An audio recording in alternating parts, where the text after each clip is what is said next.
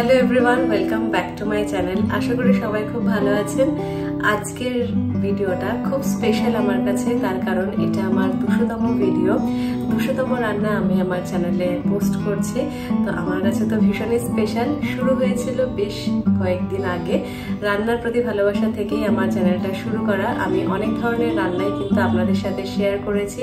যে রান্নাগুলো আমি ছোটবেলা থেকে খেয়ে বড় হয়েছি সেই ধরনের রান্নাই কিন্তু আমি শেয়ার করার চেষ্টা করি। আমি চাই যে এই ধরনের রান্না যাতে হারিয়ে না যায়। খুব বেশি তেল মশলা দেওয়া খাবার কিন্তু আমার পছন্দ নয়, তো আমি সেটা দেখাইও না। আশা করি আপনাদের আমার রেসিপিগুলো ভালোই লাগে। তো এইভাবেই পাশে থাকবেন। আর আজকে 200তম রান্না হিসাবে ভীষণ অসাধারণ স্বাদের, ভীষণ স্পেশাল একটা রান্না আমি শেয়ার করব।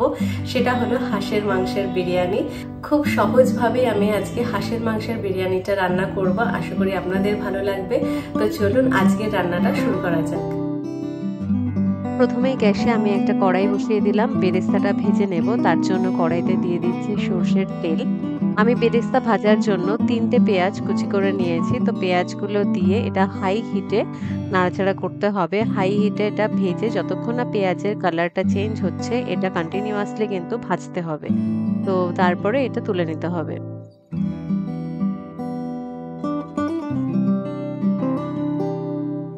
তো এই যে পেঁয়াজের রংটা কিন্তু চেঞ্জ হয়ে গেছে। এখন আমি বেরেস্তাটা তুলে নিচ্ছি।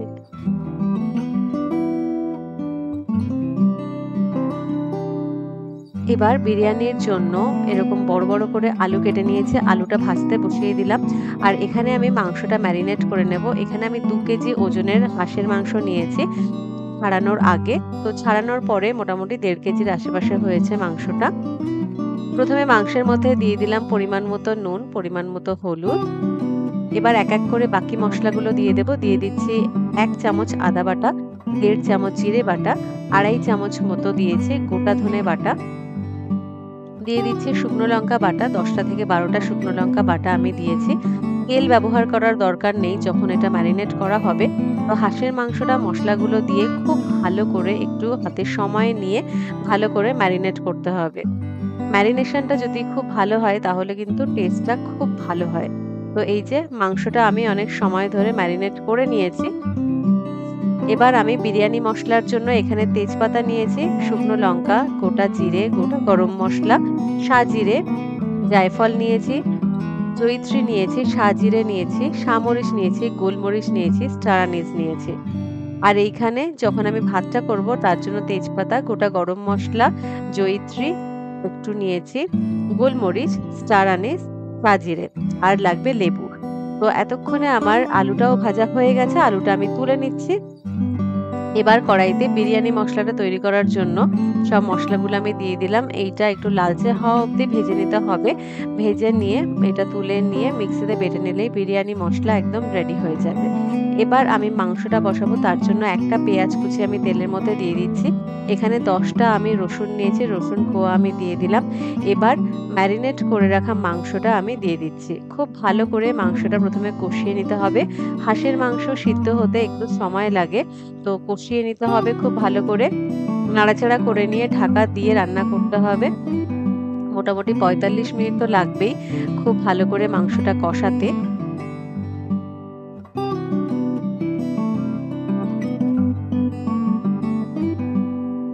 তো এই যে মাংসটা আমি ঢাকা দিয়ে দিলাম।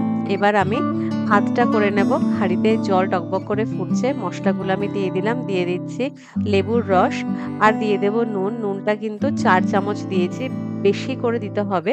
যতটা লাগবে ততটা চালটা সোক করে নেবে। এবার আমি দিয়ে দিচ্ছি 1 চামচ ঘি। এবার আমি 1 কেজি বাসমতি চাল আমি দিয়ে দিচ্ছি। চালটা আধ ঘন্টা ভিজিয়ে রেখেছিলাম, খুব ভালো করে ধুয়ে আধ ঘন্টা ভিজিয়ে রাখার পর এটা আমি দিয়ে দিলাম। চালটা হতে 7 থেকে 8 মিনিট লাগবে। মোটামুটি 75 to 80% মতো সিদ্ধ হবে, তখনই এটা নামিয়ে নিতে হবে।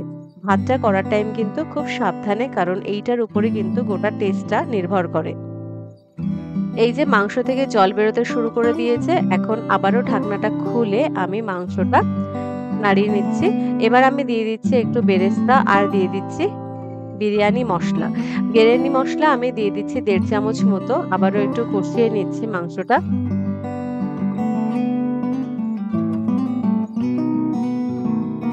আবার কিছুক্ষণের জন্য ঢাকা দিয়ে দিয়েছিলাম।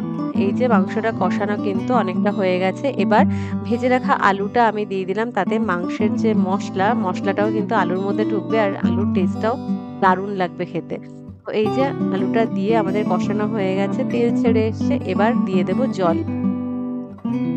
জল বেশ অনেকটা পরিমাণে দিতে হবে, তাহলে মাংসটা যতক্ষণ সিদ্ধ হবে জলটা ততক্ষণে কিন্তু অনেকটা কমে যাবে। তো এই যে জলটা বেশ খানিকটা পরিমাণে আমি দিয়ে দিলাম। এবার হাই হিটে এটা রান্না করতে হবে। দিয়ে দিচ্ছি পরিমাণ মতো নুন। ফুটতে শুরু করে দিলে তখন আমি দিয়ে দিচ্ছি 1 চামচ গরম মশলা বাটা। সব কিন্তু শিলে বাটা মশলা আমি ব্যবহার করেছি। এই যে মাংসটা দেখুন হয়ে গেছে, মাংসটা একদম সিদ্ধ হয়ে গেছে, ঝোলটাও অনেকটা শুকিয়ে গেছে। এবার বিরিয়ানির লেয়ারিংটা করব। একটা বড় ডেচকিতে আমি প্রথমে দিয়ে দিচ্ছি কিছুটা ভাত, তার মধ্যে দিয়ে দিচ্ছি কিছুটা মাংস। এবার দিয়ে দিচ্ছি কয়েক পিস আলু, একটুখানি বেরেস্তা, একটুখানি বিরিয়ানি মশলা। এখানে আমি বাদাম গুঁড়ো নিয়েছি, কাজু বাদাম, আর নিয়েছি আমন্ড আর কিশমিশ। 10টা করে নিয়ে মিক্সিতে আমি গুঁড়ো করে নিয়েছি। তো বাদাম গুঁড়ো দিয়ে দিচ্ছি 2 চামচ, এতে না স্বাদটা একদম ব্যালেন্স হবে। আর দিয়ে দিচ্ছি আমি বেশ কিছুটা ভাত এর উপরে।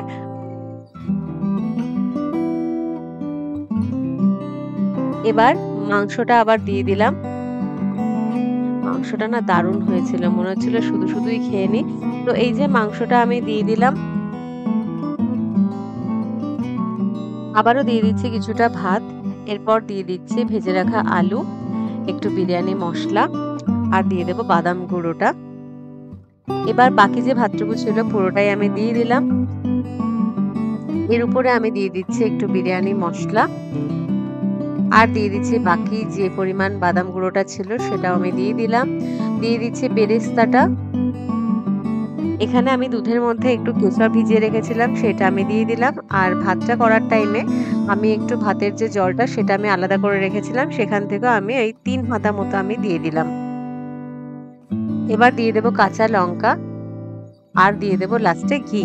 আমি এখানে 4 চামচ পরিমাণে ঘি ব্যবহার করেছি, কারণ এর আগে তো খুব বেশি ঘি আমি ব্যবহার করিনি, শুধু 1 চামচই ব্যবহার করেছিলাম। এবার মুখটা বন্ধ করে একটা তাওয়ার উপরে দমে বসিয়ে দিলাম, উপরে একটা ভারী কিছু দিয়ে দেবেন চাপা। তো এই যে হয়ে গেছে, আধ ঘন্টা আমি রেখে দিয়েছিলাম গ্যাসটা একদম কমিয়ে, তারপরে আরো 10 মিনিট রেখে দিয়েছিলাম গ্যাসটা বন্ধ করে। এবার আমি বিরিয়ানি ঢাকনাটা খুলবো। তো বিরিয়ানি একদম রেডি, ঝরঝরে হাঁসের মাংসের বিরিয়ানি একদম রেডি। তো আমি একটা বাটির মধ্যে সার্ভ করে দেখিয়ে দেবো যে কতটা ঝরঝরে হয়েছিল বিরিয়ানিটা। আর টেস্ট নিয়ে কিন্তু কোনো কথা হবে না, এখনো আমি যখন এটা বলছি আমার একদম জিভে জল চলে আসছে, টেস্টটা এতটাই ভালো হয়েছিল। এই যে দেখতে পাচ্ছেন কিরকম ঝরঝরে হয়েছিল। অসাধারণ একটা লোভনীয় স্বাদের বিরিয়ানি আজকে রেডি হয়ে গেল।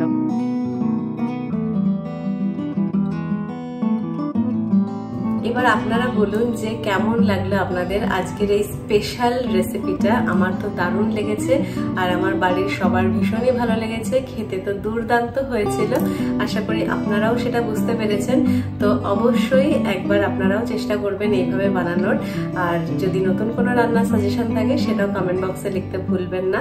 তো দেখা হবে পরের ভিডিওতে। সবাই খুব ভালো থাকবেন আর এইভাবে পাশে থাকবেন।